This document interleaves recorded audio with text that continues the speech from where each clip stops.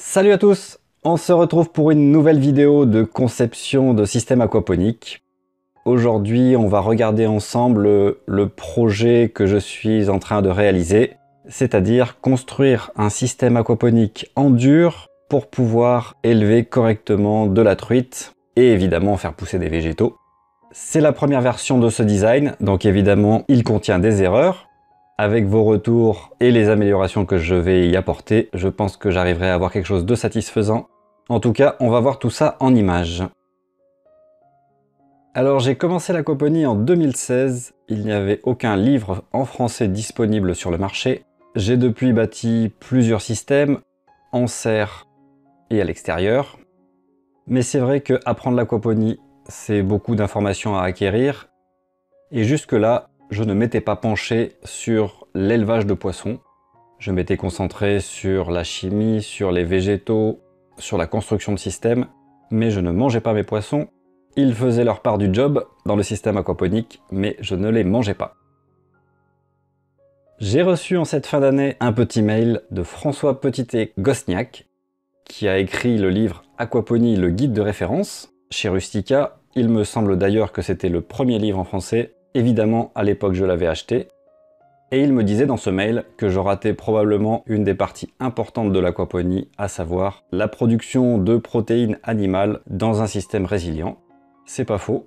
Je ne suis pas végétarien, donc dès que je mange du poisson, je suis soit en train de vider les océans, soit en train de polluer la nature avec des effluents de pisciculture.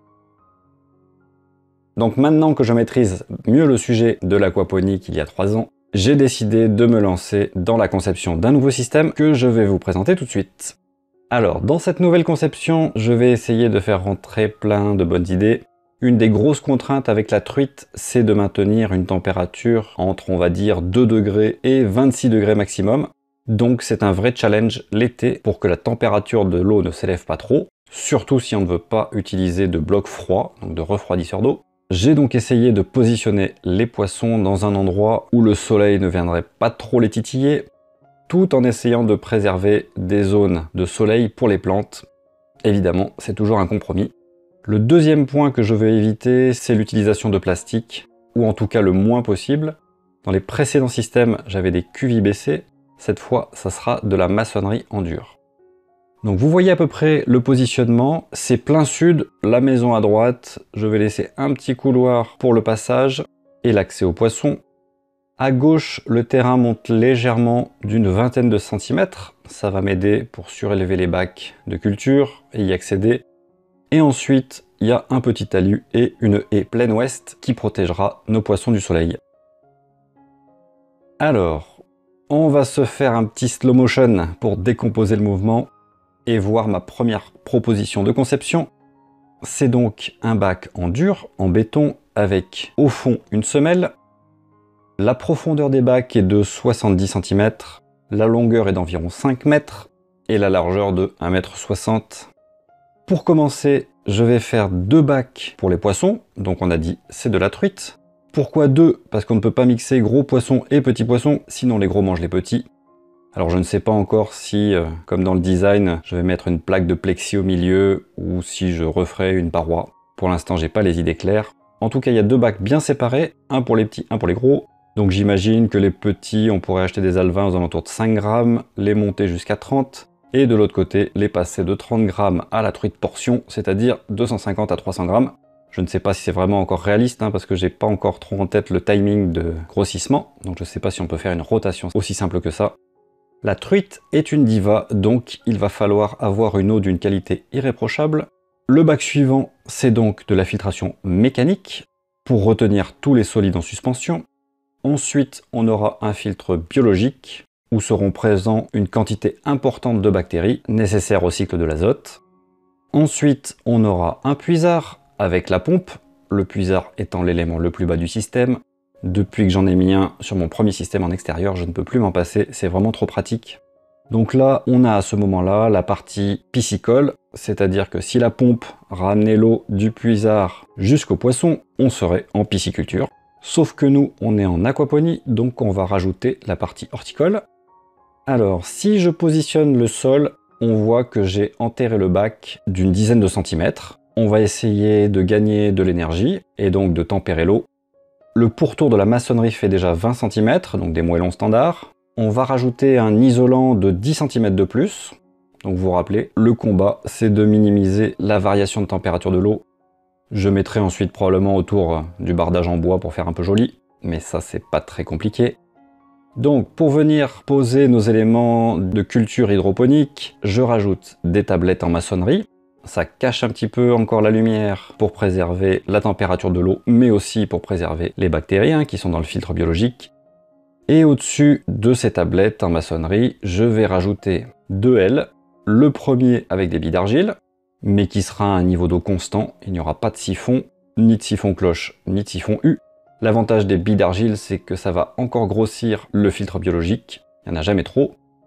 Et le L de la partie de droite sera du DWC, donc une culture sur radeau, ce qui va encore ajouter du volume d'eau. Et donc, comme dans une serre bioclimatique, on veut ajouter un maximum d'eau pour la stabilité de la température dans notre système.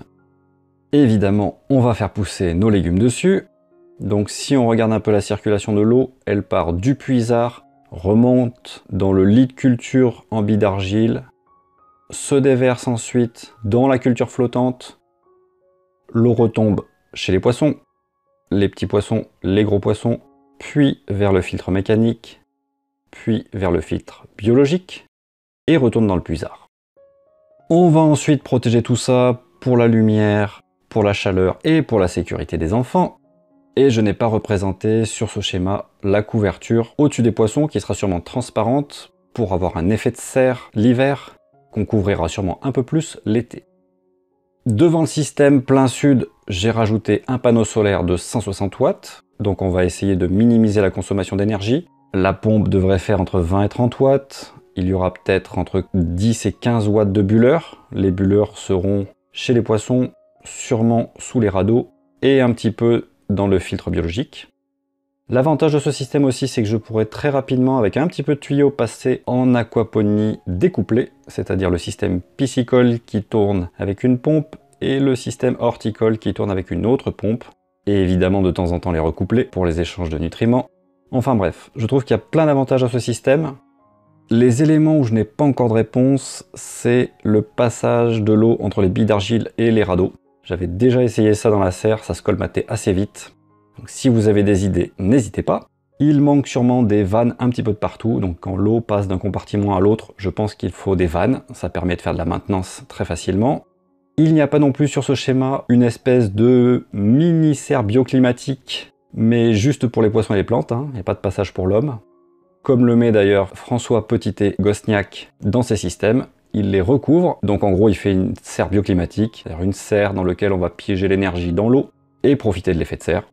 Donc une couverture qui serait amovible, qu'on pourrait mettre l'hiver en faisant attention au taux d'humidité et qu'on enlèverait l'été. Enfin bref, encore plein de choses à réfléchir. Alors j'ai fait une petite animation pour essayer de modéliser l'ensoleillement mi-juillet qui part de 5 h du matin jusqu'à 19h30, quelque chose comme ça, heure solaire. Donc vous voyez, au final, les truites sont quand même assez protégées, ce qui nuira évidemment un petit peu à la croissance des plantes, mais c'est le deal. Bon, et ben voilà pour une première conception faite assez rapidement. Je suis sûr qu'il y a encore plein d'axes d'amélioration. Si vous avez des idées, des commentaires, n'hésitez pas à poster. Et sur ce, je vous souhaite une bonne continuation à tous et à bientôt. Ciao!